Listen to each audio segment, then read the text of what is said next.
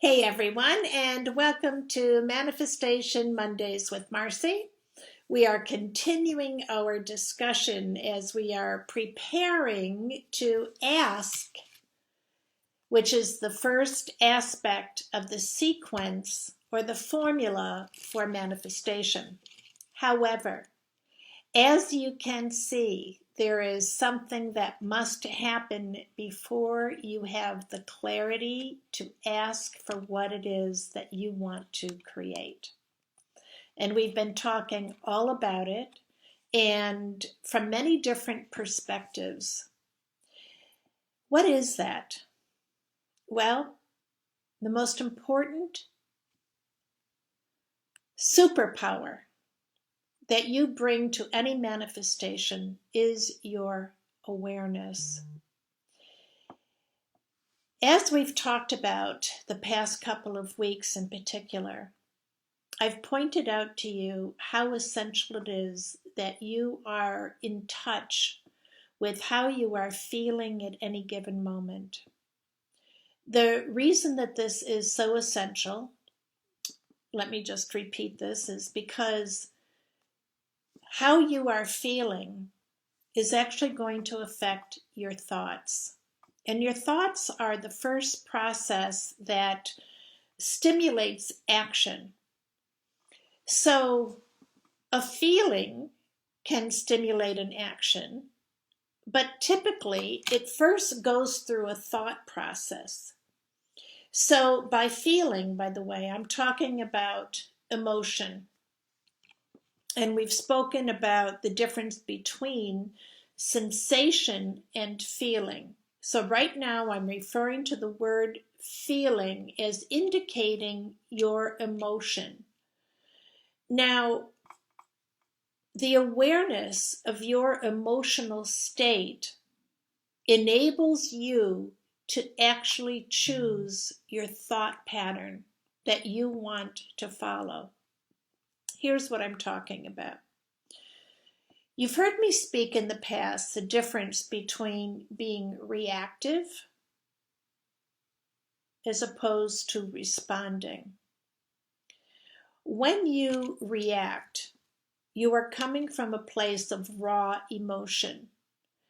That's when, for instance, you might have been angered by something someone says and bam, you slap them. Or you immediately become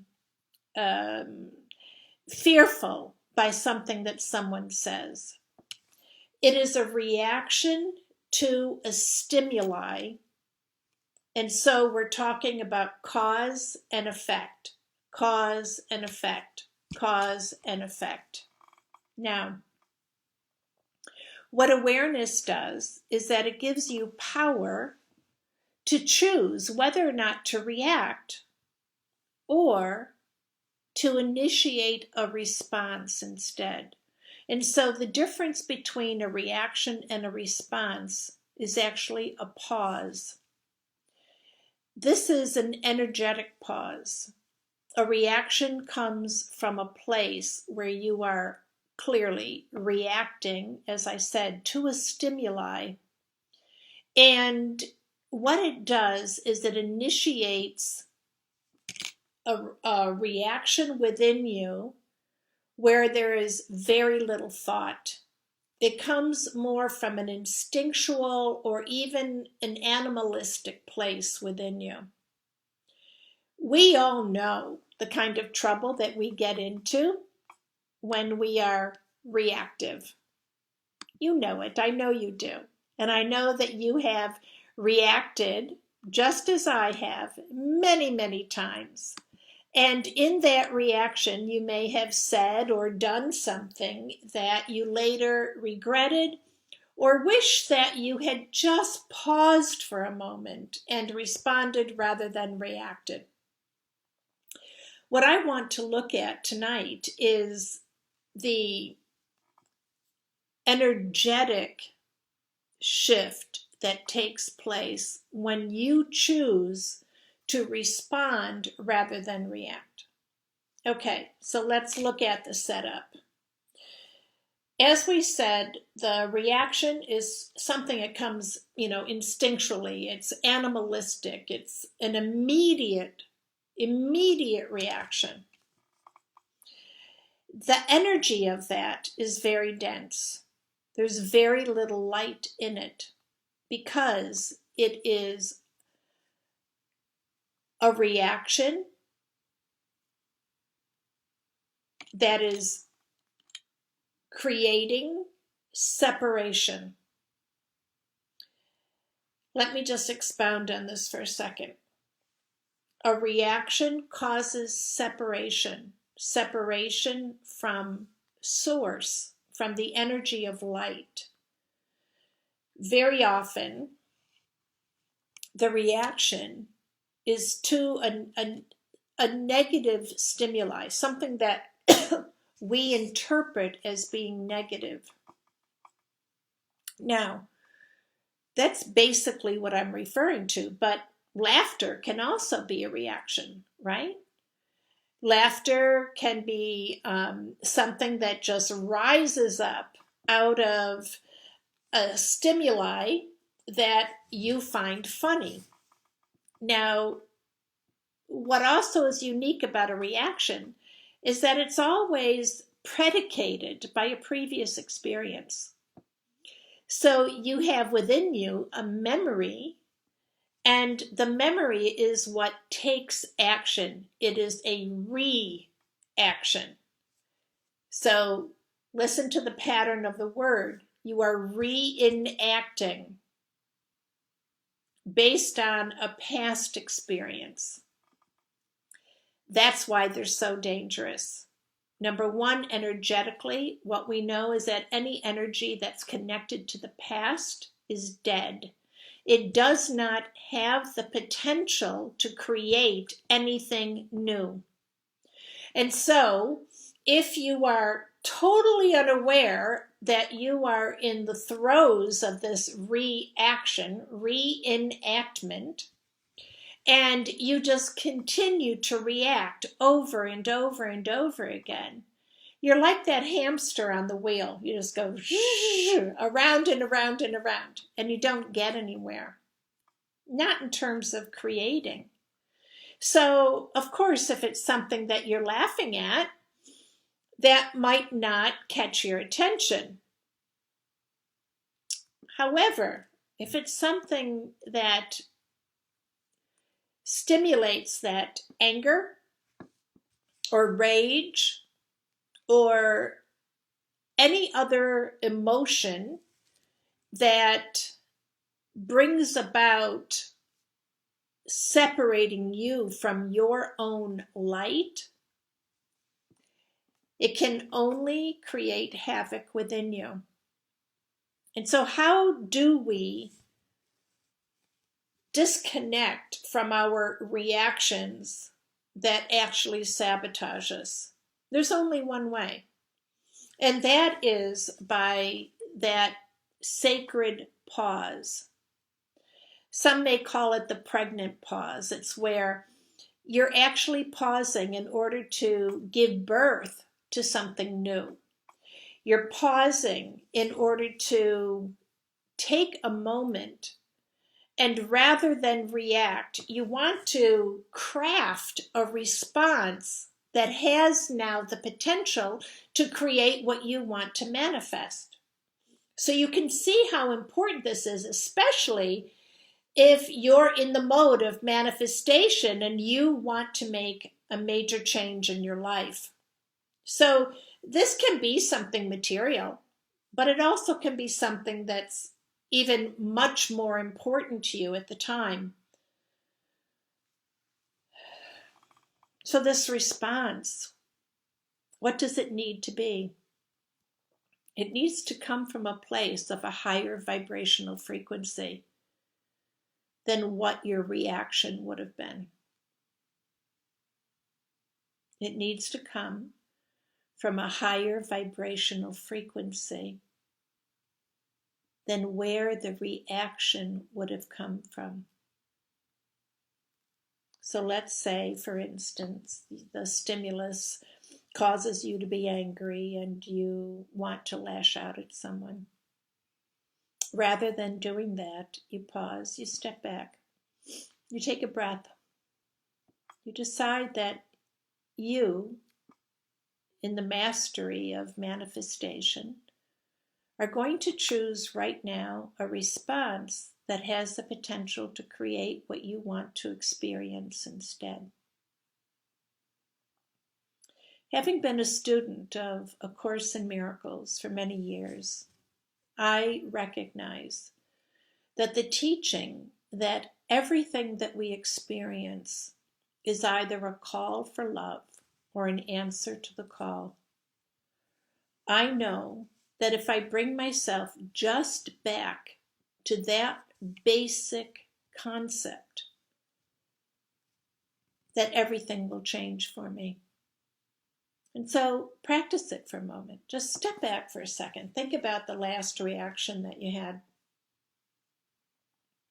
How would it have been different if you had paused for a moment, taken a breath, and either looked at that person or that situation through the eyes of love? What if you were able to recognize that it was actually asking for love? It might have come out as fear or as judgment or criticism. But in truth, it actually was coming from a place where it actually was separate from love. And it became fearful. And it lashed out of fear. How would it be different if you answered that call for love with love? What if you could have extended compassion instead? What if you could have reached out with some tenderness and caring? What if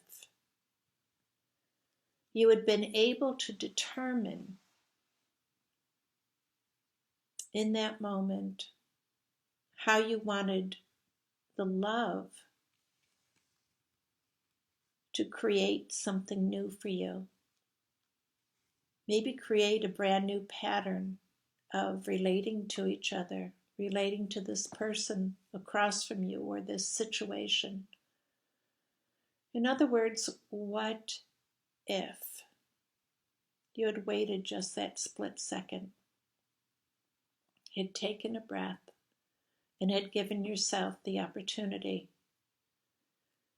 to determine if what had just happened was a call for love, or was it an answer to you and you calling for love?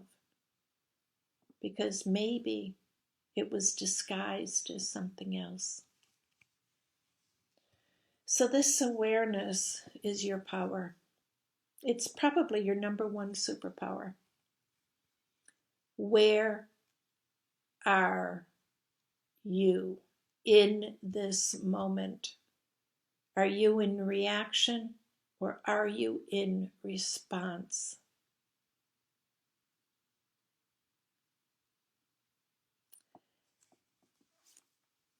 Your awareness will let you know. And you'll know by the way that you feel.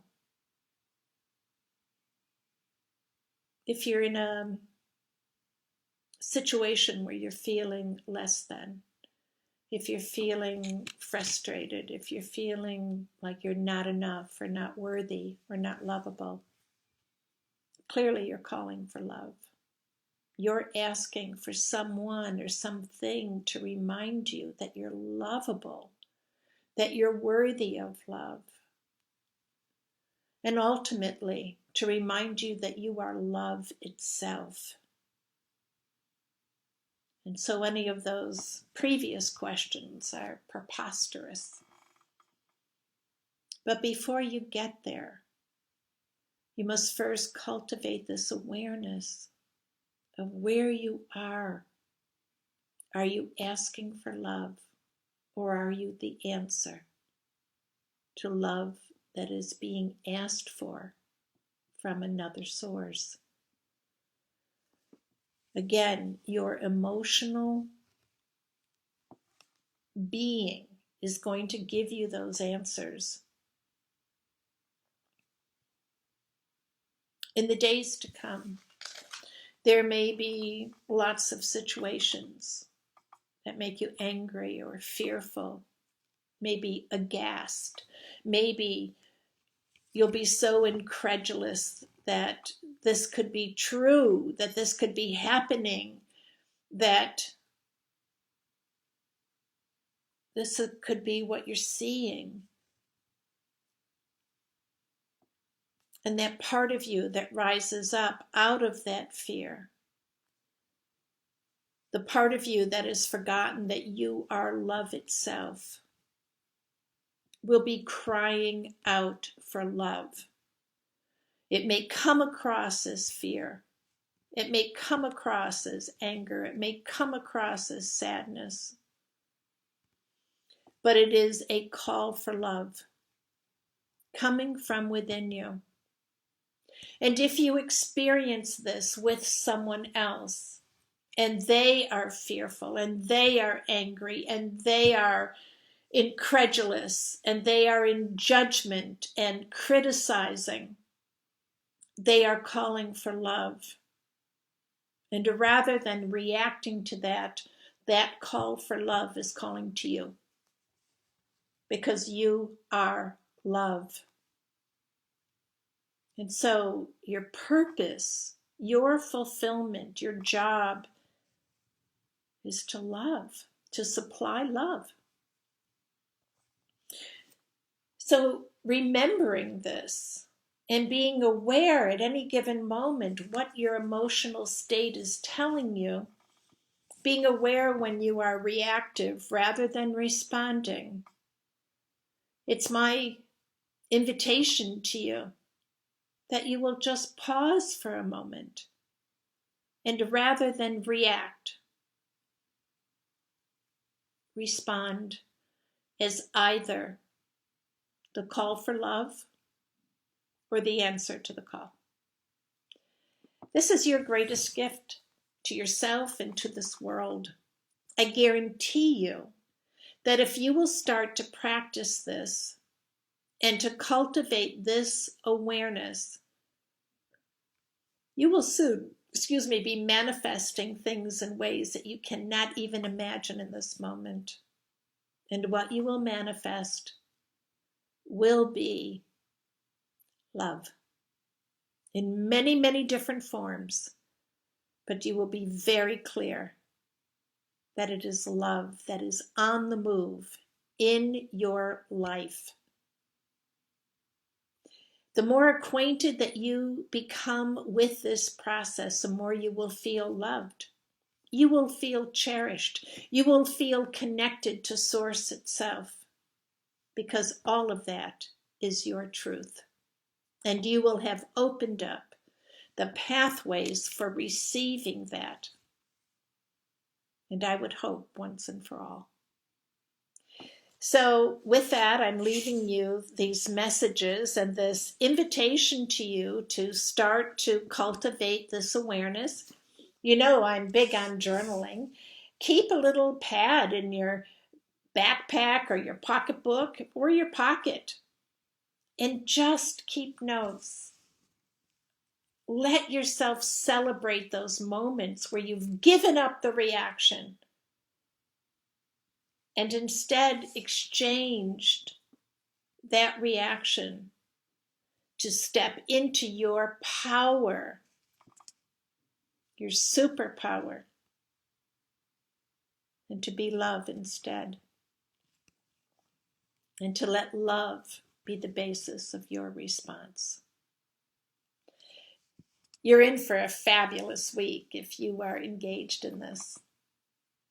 In fact, I would say, you're in for some major gifts of love. So much love to you from my heart to yours, right? We're in this together. I'm practicing as you are practicing. I'm cultivating as you are cultivating. And I'm reminding myself every single day that everything that I experience is either a call for love or an answer to that call, in which case I am the answer. I'll see you next week. And I look forward to that, and also look forward to all of your comments and your questions. So please add them below. Let me know how these are helping you, supporting you, helping to enlighten you, and to lighten your load. That's what love can do. Bye-bye now.